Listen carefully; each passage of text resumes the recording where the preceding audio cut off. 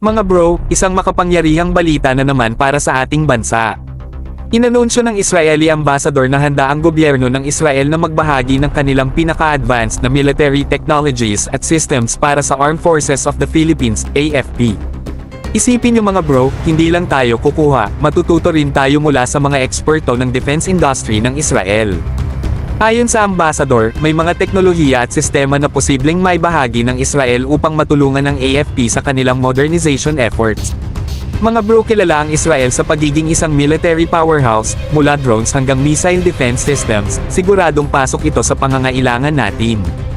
Ang ganitong partnership ay hindi lang para sa kagamitan kundi pati na rin sa kaalaman.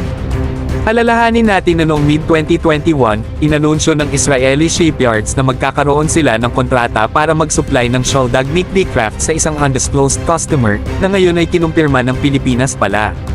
Mga bro, hindi lang tayo nagkaroon ng modernong patrol crafts, kasama rin sa deal ang technology transfer at instruction para sa build at maintenance ng mga sasakyang pandagat na ito.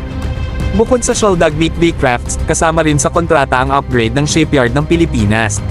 Hindi lang tayo basta binibigyan ng bagong kagamitan, tinutulungan din tayong magkaroon ng kakayahan na mag-develop ng sarili nating mga sistema.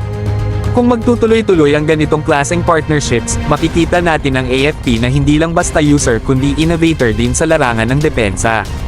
Ang teknolohiya mula sa Israel ay maaaring maging pundasyon ng sariling bersyon ng mga makabagong armas na akma sa ating pangangailangan.